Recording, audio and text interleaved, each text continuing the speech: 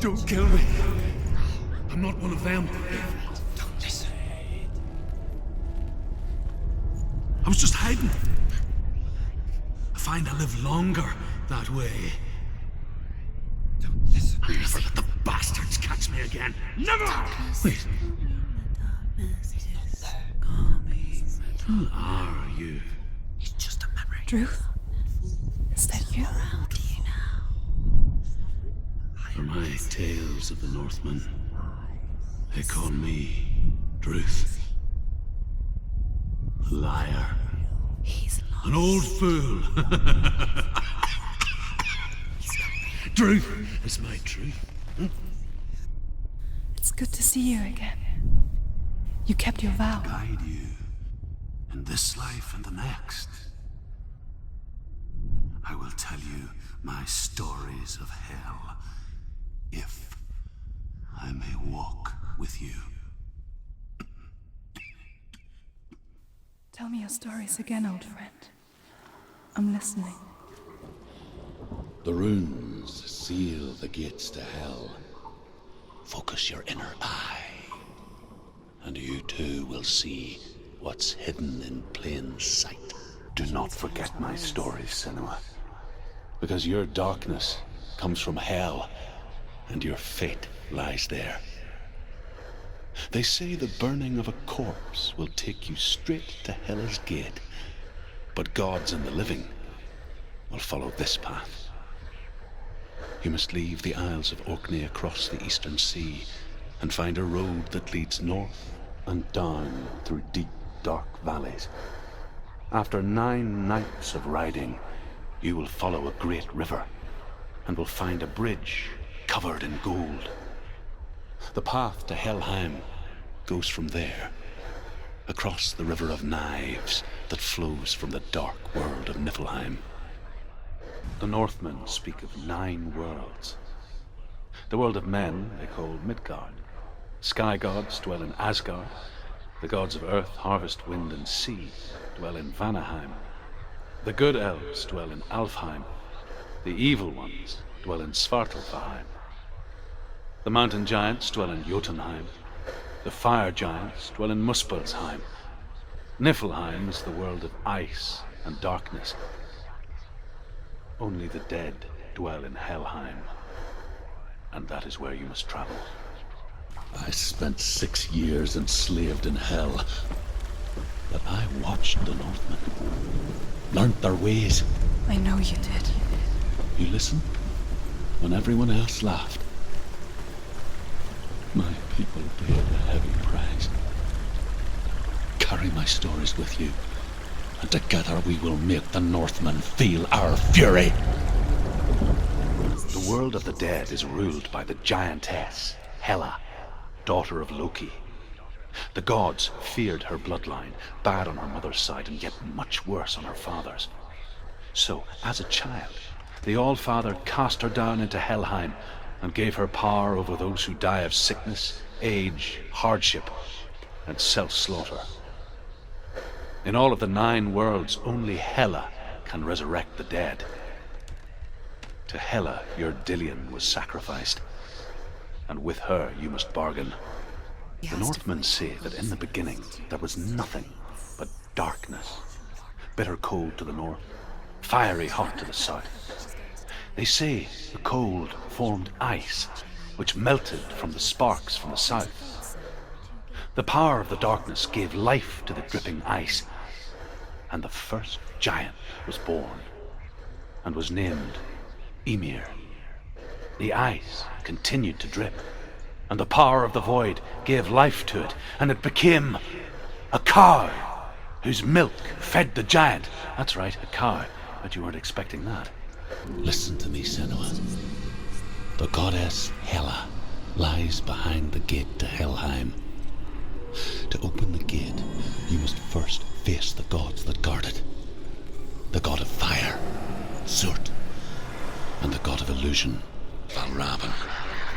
Spill their blood to open the gate to Helheim and enter the land of the dead.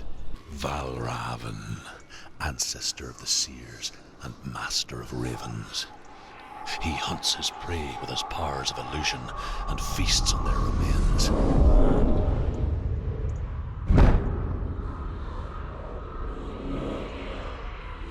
Follow the path to Valravan and defeat him in battle to earn his mark. The gate to Helheim cannot be opened without it. Ymir was a frost giant, a being of darkness, and all his sons and grandsons were dark after him. Of his daughters and granddaughters, some were monstrous, but others fair. But there was another who came from the ice. Buri. In shape, he was like a man, big and powerful. His son, Bor, took a fair giant to be his wife, and they had 3 sons. Odin was the eldest, and the Northmen hold him to be the foremost of the gods, the All-Father. Illusion hides the path to Valravan. Don't trust your eyes. Find another way to see the truth. Valravan's power of illusion comes from ravens. Align the ravens to break his magic seal. Show me what you have seen, Druth. I hear something. If you hear the song of Valravan, follow it, and it will lead you to him. Silence. Be aware of his illusions. You can't always trust your eyes. The Northmen say you must sacrifice in order to receive. They tell how the runes were revealed to Odin only in sacrifice. He hung himself from the world tree, and he stabbed himself with a spear, and he dedicated the sacrifice to himself. For 9 nights he hung on the tree without food or drink, and at last he saw the runes below him. He gave a cry, and gathered them in his mind and learnt them. Then he fell from the tree. The Northmen say that Odin and his brothers killed Ymir, and that the world of men was formed from his corpse. They made his bones into stone, and his flesh into earth, and his blood into the salt sea. They set his skull to be the bowl of the sky, with his brains for clouds. Odin and his brothers caught the sparks flying from Muspel and made them into stars. And to protect the new world from the giants, they used Ymir's great curving eyebrows as walls. The Northmen say that Odin is always in search of knowledge and wisdom and magic. There was a very wise being named Mimir, who guarded the waters of wisdom which flow from the roots of the world tree. Odin wished to drink from this spring, but he had to pay a price. So he gouged out his own eye as offering to Mimir. He drank from the well and traded one way of seeing for another. She thought she could beat her own darkness. Did she beat her darkness? No. It nearly killed her, but she tried. Druth helped her. If it wasn't for Druth, she'd be dead. She can't beat her own darkness. The Northmen say that Odin has 2 ravens. Their names are Thought and Memory, and each day he sends them out to fly all across the world. Upon their return, they perch on his shoulders and tell him everything they have seen and heard. In this way, he learns of things far and wide, and for this reason, he is called the Raven God. Senua, like Odin, you must seek wisdom through thought and memory if you are to succeed in your quest. Overcome Valravan's final illusion to face him in his keep. I know you can do it, Senua. You have the sight. We both see the darkness. We can fight it together. Speak to me, Druth. Tell me a story. Senua, listen. I will tell you the tale of a man called Finland. The Northmen captured Finland's sister, and his father sent him to pay for her release. But they took his gold, put him in chains, and held him for a day and a night without food or water. Then they released him. I don't know why. Upon his return, his father's enemies in Erin set fire to his home. His father burnt to death, and his brother was killed. But he escaped with sorrow in his heart. His father's enemies offered redress for his loss and invited him to a feast. It was at a hall near the sea. But when he went there, they betrayed him to the Northmen, who enslaved him and took him to hell. 6 years later, his slave masters landed on the shores of Orkney, burning all before them. And into that fire, Finland made his escape. What was Finland burnt away that day. But from the flames, a new man stepped forward, and Druth was born. Druth, the man that I am now. And though Finland never set eyes on his dear sister again, I, Druth, have found you, Senua. I wish you could have seen my home before these dark times. But there, in the darkness, Senua, she remembered what he told her. hear me. Reach out to me. Senua, take my iron mirror. Look into it, for it is a window into the underworld. Within, you will see the face of the darkness that you fear. And if you focus, like I have taught you to, you will also see that as much as the darkness has you trapped within its veil, it too is trapped within yours. Focus. Focus! Focus! I see you! I see you now! You led me to the wilds! You trapped me there! The mark of Valravan, one of the keys to the gate to Helheim. Hold it in your mind's eye. Surt, the fire giant, has answered. He comes from a land older than mankind. And the Northmen call upon his flaming sword to raise their enemies to the ground. Find him, Senua, and spill his blood. The Northmen tell this story. Before the earth was created, there was a world called Muspel. Because it was in the south, it was bright and hot, flaming, burning. Sparks that flew out from Muspel became the stars. Other sparks melted ice in the frozen world of Niflheim, creating the body of the first giant, Ymir. Muspel is one of the 9 worlds, and is now the land of the fire giants. And people from elsewhere cannot endure a journey there. I can still smell it. A sweet, sickly stench of burning human flesh. And I still hear their cries carried in the wind. Do you hear them too, Senua? Yes, I heard their screams, and I still hear them now. The path to Helheim is sealed to the living. But you already walk amongst the dead. Look towards the gate, and you will see that it has opened. When they first came to my lands, I knew enough of their tongue to beg for mercy, and they took me as a slave. I wish now that they had slaughtered me like the others. I rode their storm of fire, death, slavery to many lands. This darkness you speak of? I know it well. And I'm still here to fight it. When you see a fire gate of Surt, know that only a sacrifice will stoke the fires of Muspel and let the dead walk through.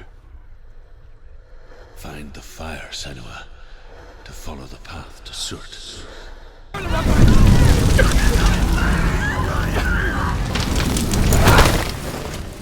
Hell will not give you the answers you want, but you mustn't look away from the horrors it does offer. Because you cannot overcome suffering if you refuse to look at it. The Northmen say that the defender of Muspel is called Surt, the foremost of the fire giants. His name means the Black One, because he is like something burnt. The Northmen believe that he sits at the border of Muspel with his flaming sword, and at the end of the world he will leave his post. He will travel to Asgard and Midgard, waging war against all the gods. He will be victorious, and then burn the whole world with fire. The Northmen believe that the world will be destroyed someday.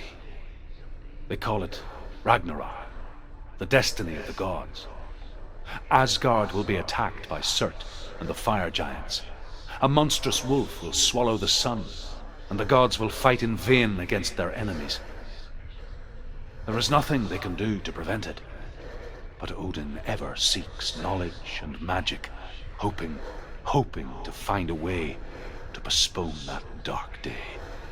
The Northmen made fire sacrifices, burning slaves like me to reveal the path to Surt. I searched for meaning in their suffering, in their eyes, but they just screamed like helpless pigs.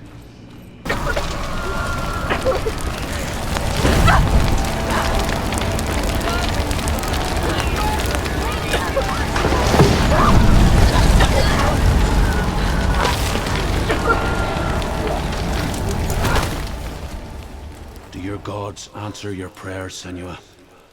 I asked the gods for mercy, all of them, even theirs. None answered. In the end, I set myself free. Defy the gods, Senua!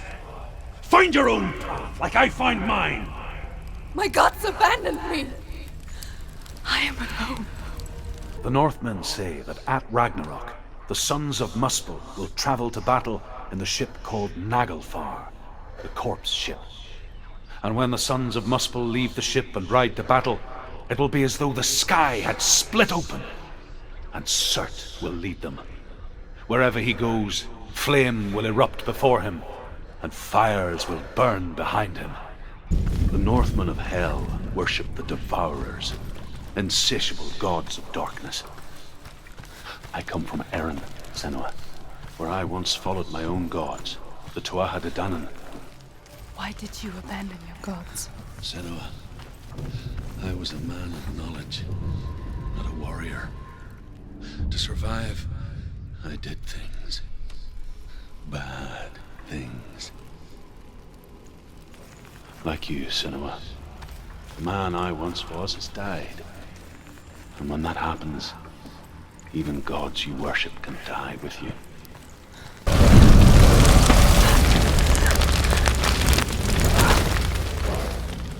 You say your world has collapsed. Good. Let it collapse, and have the courage to shed your tears. Raise your world to the ground! My world is dead. Only then, as with a newborn, will you see the world anew. No, I see nothing now. The Northmen say that what we see as a rainbow is the bridge that goes from the world of men to the world of the gods. For now, they say the frost giants and the mountain giants cannot cross it. But they say that when Ragnarok comes, not a thing in this world will be safe. The Rainbow Bridge will break under the onslaught of the fire giants riding on flaming steeds. Senua, I have seen the fire of Surt spread far and wide, and to our lands. Ragnarok is coming. Tell me, Druth. How did you escape your darkness? Senua, once I found my purpose, I was no longer enslaved to the suffering I had to endure to reach it. Unclouded by fear, I could see it clearly in others. Even my captors feared the fire of Surt. And so, during one raid, I took my chance and ran, knowing that they would not follow. A fool ran into the fire. They left me for dead. Maybe they were right to. But here I am. Free. I'm glad I found you in the wilds. I wouldn't have made it without you.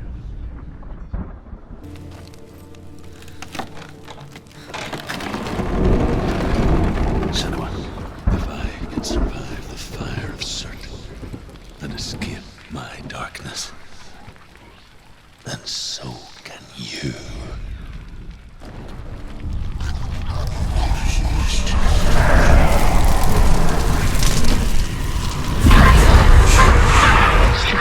Run, Senua! Run! Through the fire! Keep running! Go on! Nothing will stop you! Run, Senua! Run! Through the fire! Up, down,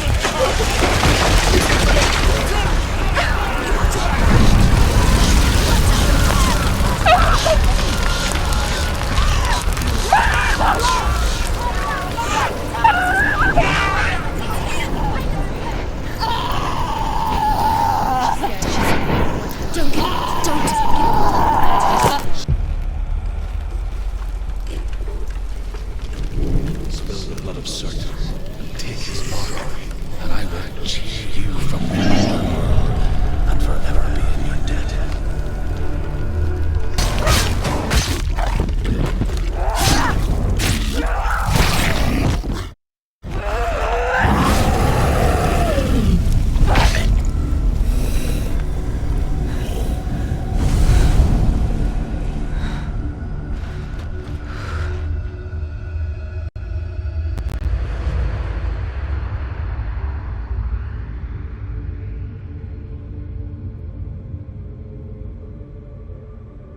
For every battle won, a greater battle takes its place. And so it goes. Until we fall.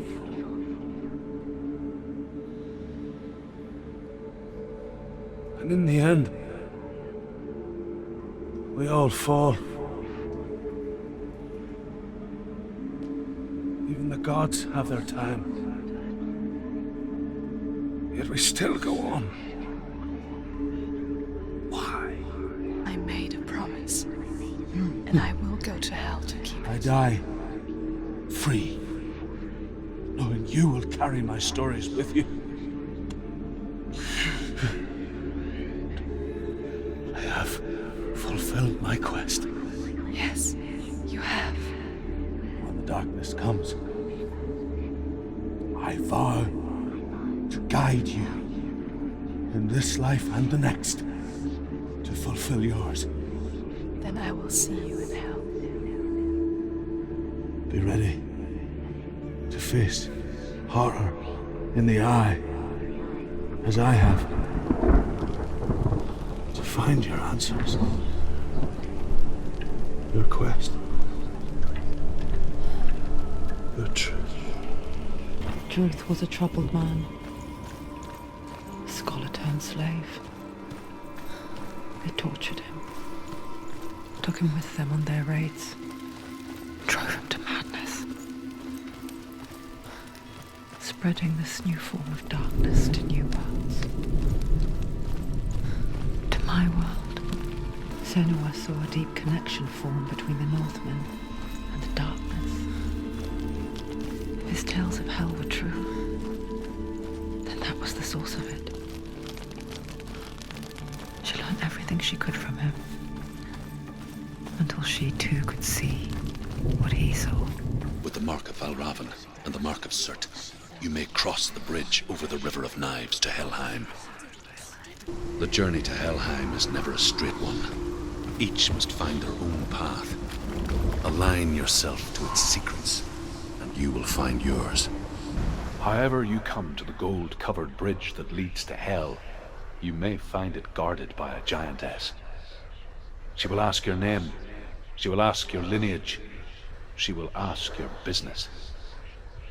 The Northmen tell of the warrior woman Brynhild, who leapt into fire and rode to hell to join her slain love Sigurd, and is challenged by the giantess. Hela possesses large dwelling places in Helheim. Tall are her walls, high are her gates. The name of her dish is hunger. Her knife is famine. On her threshold all will stumble. Her bed is called sick bed, and her bed hangings are called flames of a funeral pyre. They say she is easy to recognize, half black and half the color of flesh, and her face menacing and grim. The Northmen tell of a great hero. His name is Sigmund. His father's hall was built around a great tree, and one day Odin comes and thrusts a sword into the tree, a gift to whomever can release it. Many try, but the sword only comes out at Sigmund's touch. His brother-in-law, King Siggeir, wants it, but Sigmund refuses him, so King Siggeir plots revenge. He invites Sigmund and his brothers to a feast, but when they arrive, they are met with an army, not a warm welcome. King Siggeir captures Sigmund and his brothers, steals his coveted sword, and readies them for execution. Death for Sigmund and his brothers seems certain. But the king's wife is Sigmund's sister, and she begs for mercy and implores the king to chain them up instead. He agrees. Not for mercy, though, but because he plans an even more cruel and lingering death.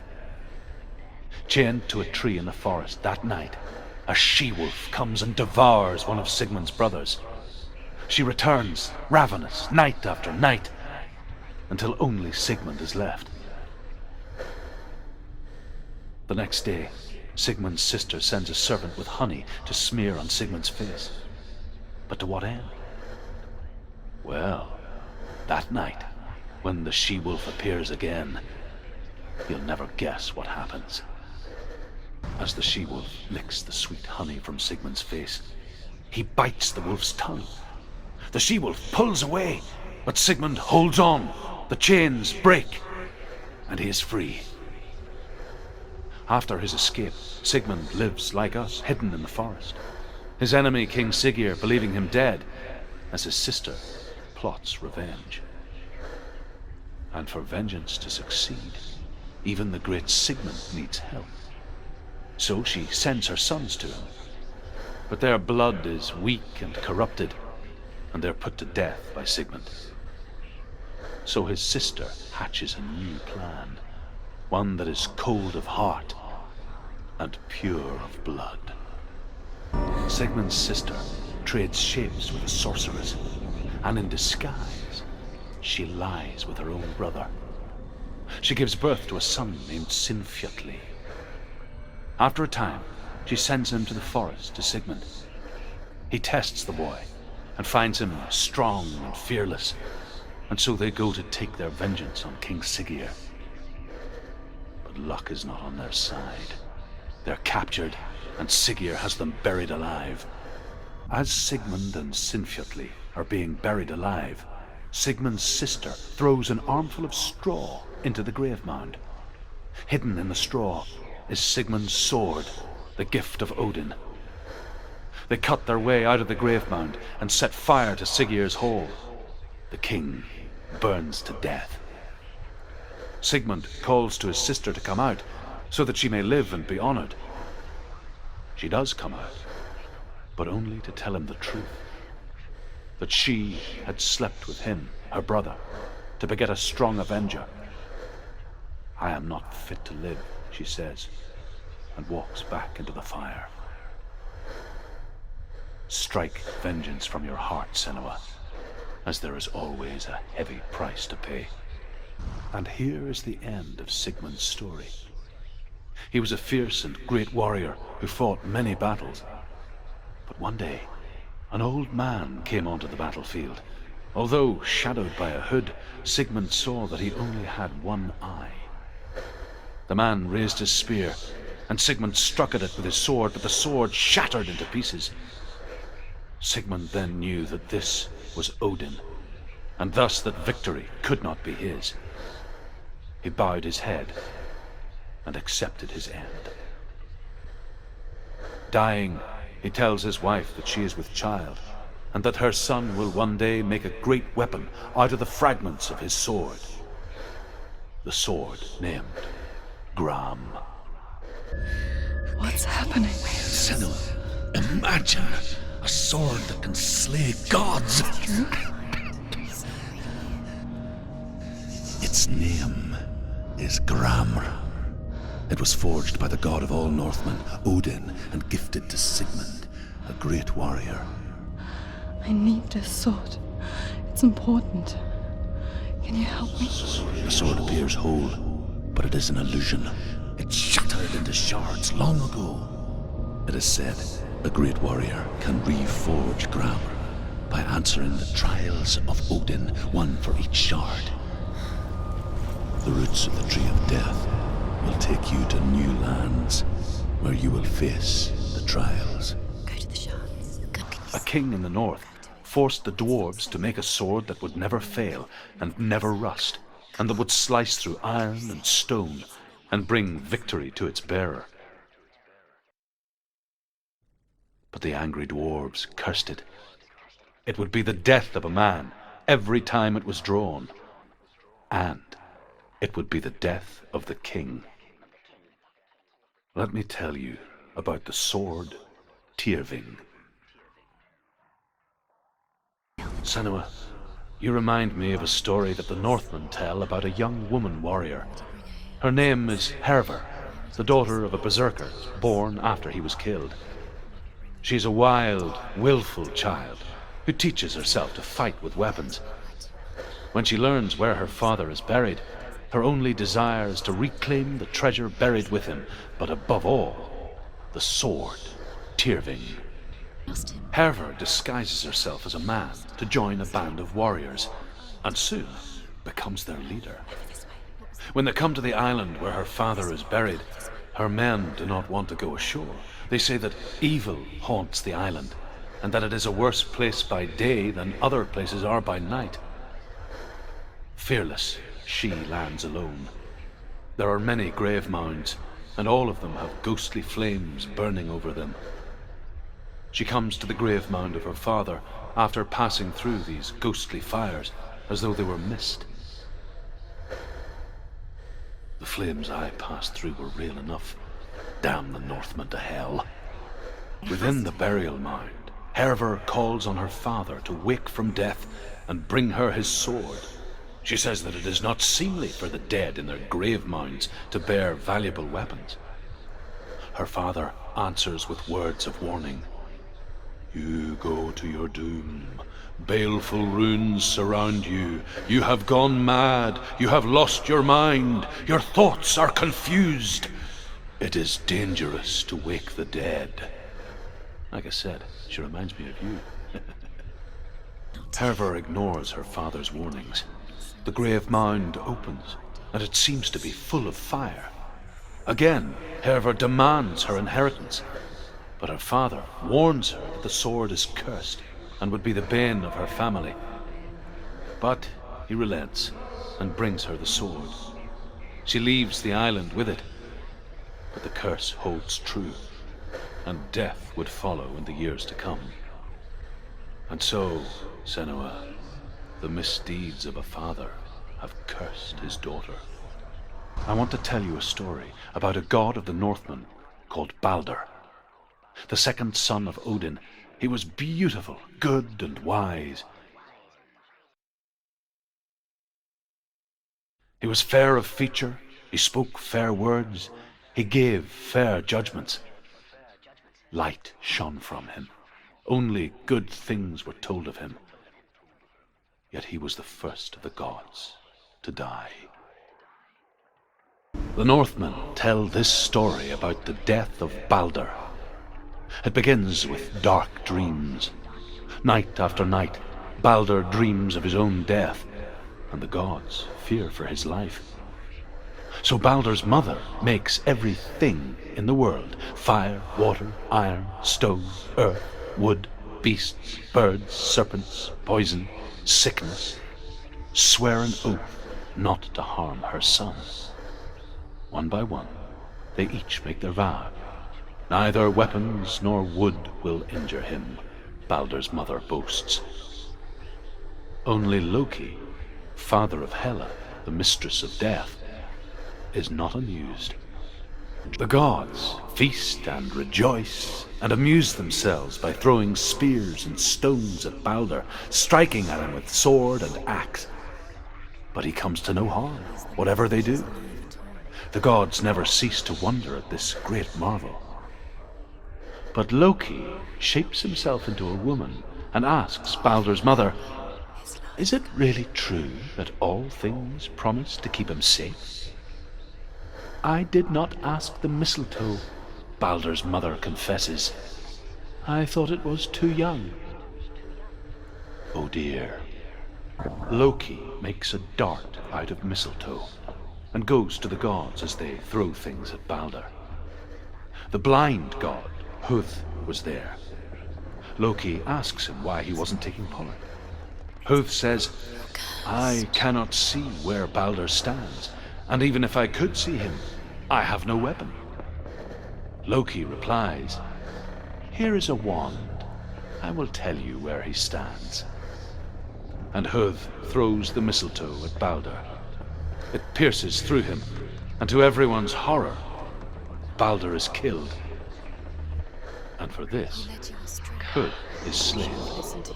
The Northmen tell how the gods mourned Balder. His body was to be burnt on his ship, but they could not manage to push it into the sea, and sent for a giantess to do it. She comes riding a wolf and has vipers for her reins. She pushes Balder's ship into the sea with such force that the ground shakes and the rollers burst into flames.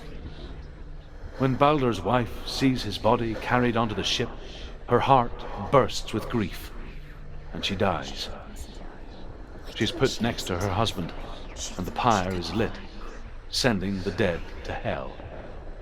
But even so, the gods cannot accept his death.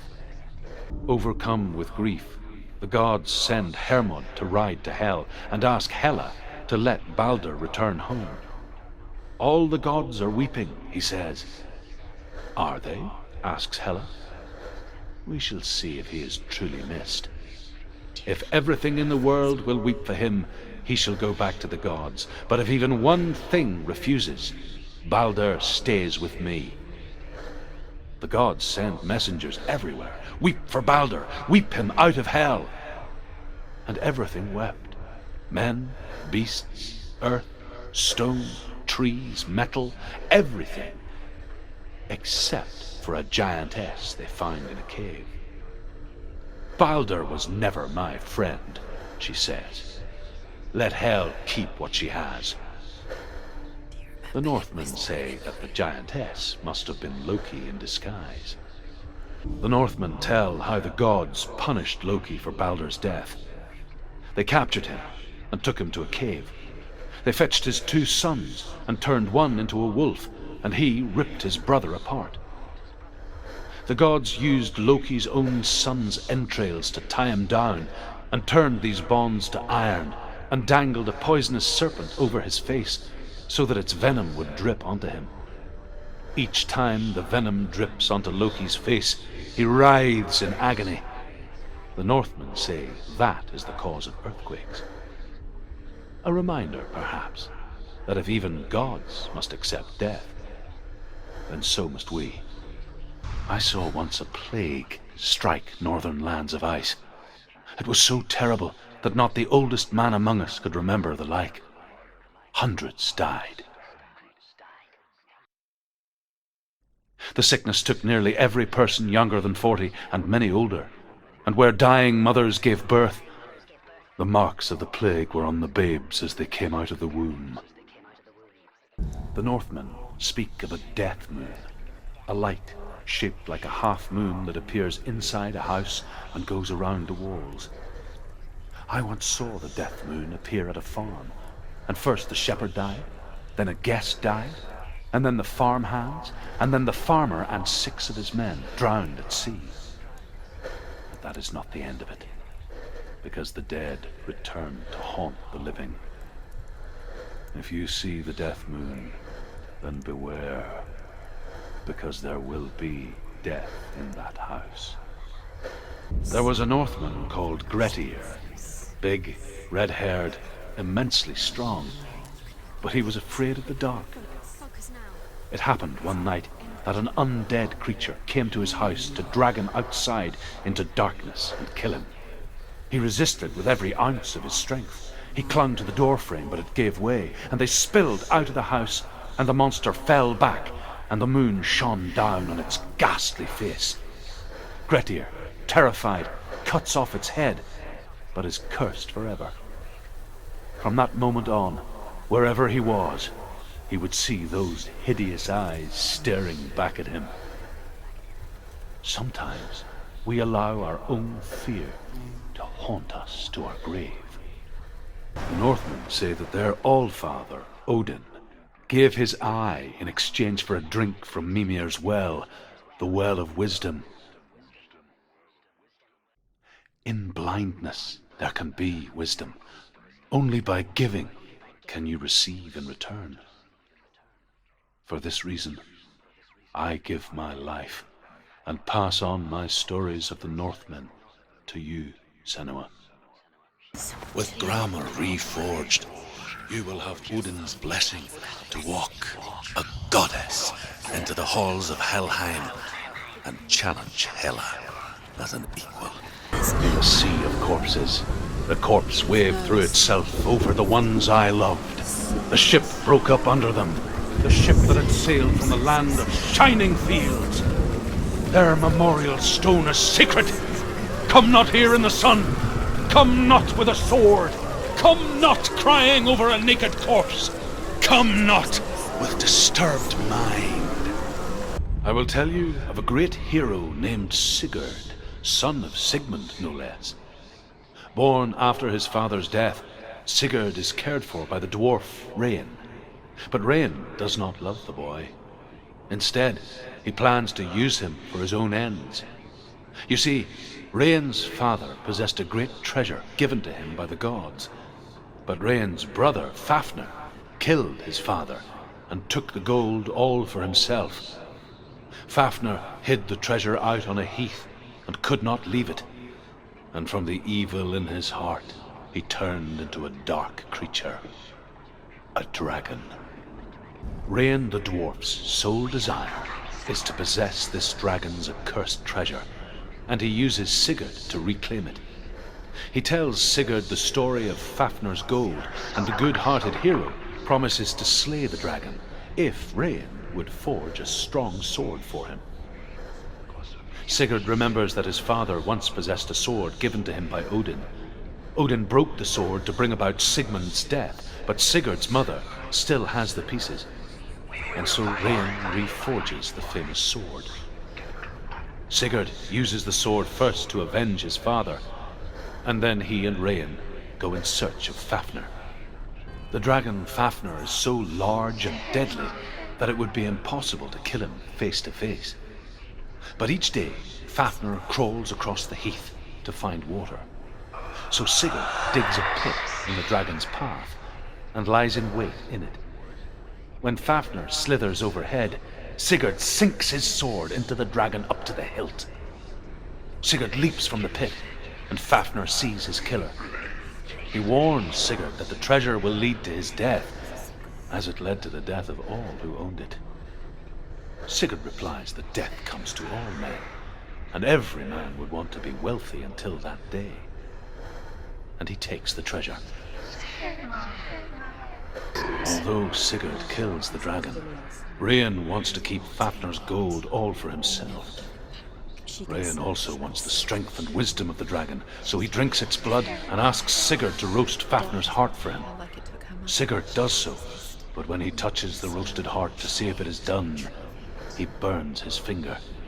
Without thinking, he licks his finger and tastes the dragon's blood.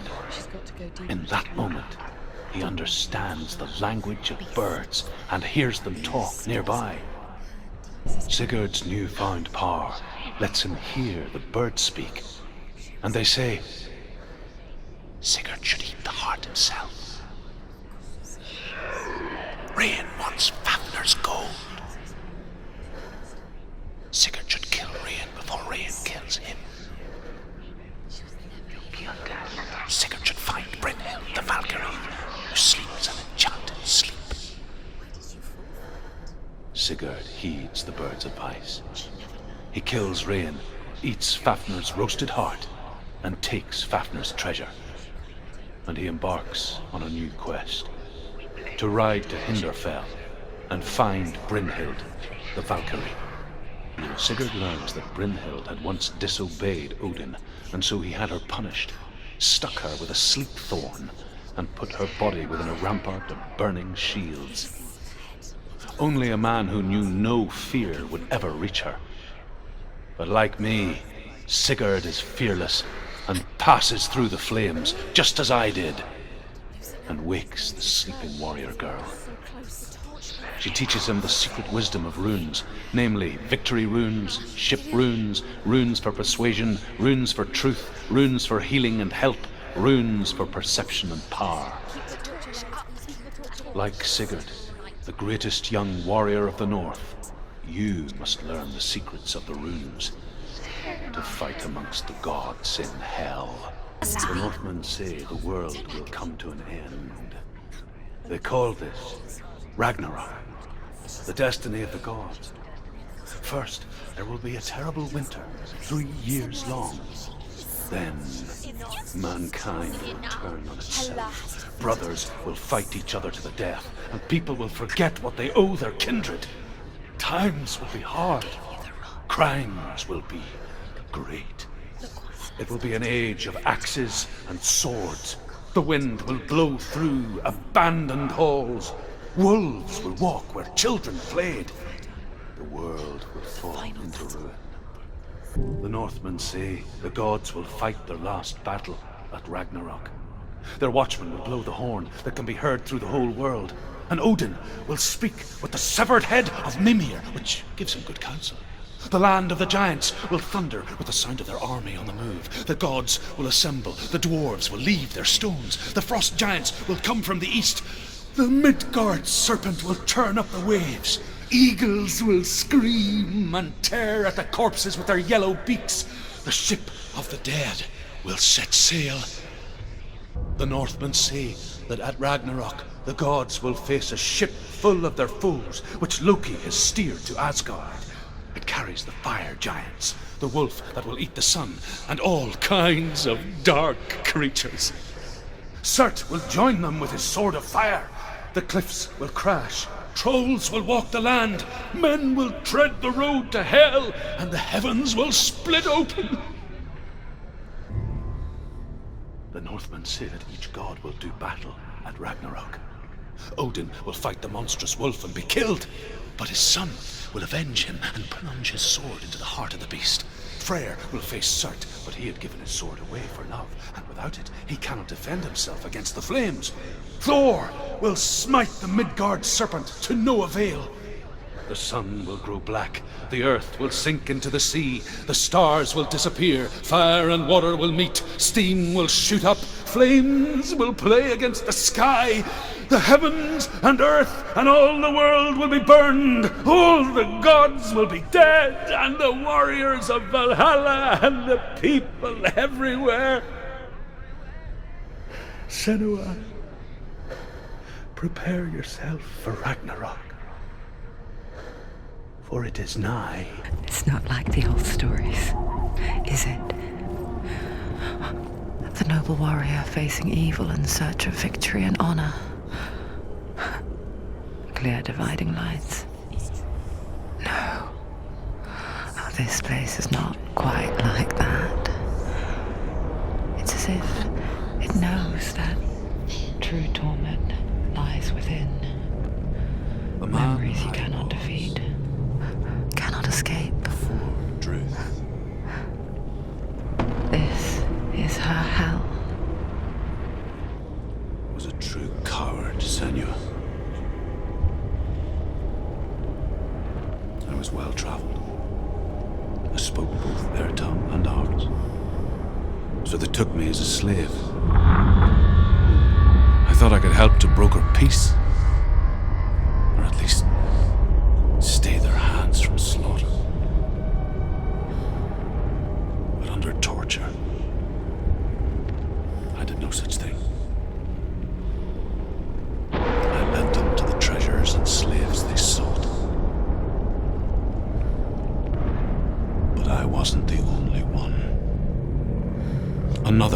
came to the Northmen willingly, offering a bargain, a man in black from your lands.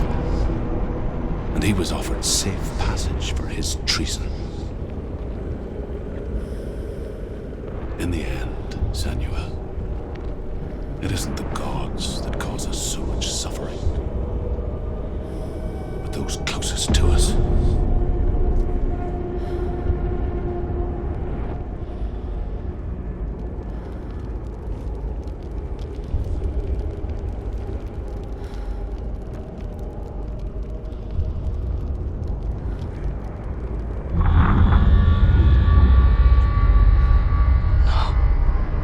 I'm here for Dillian.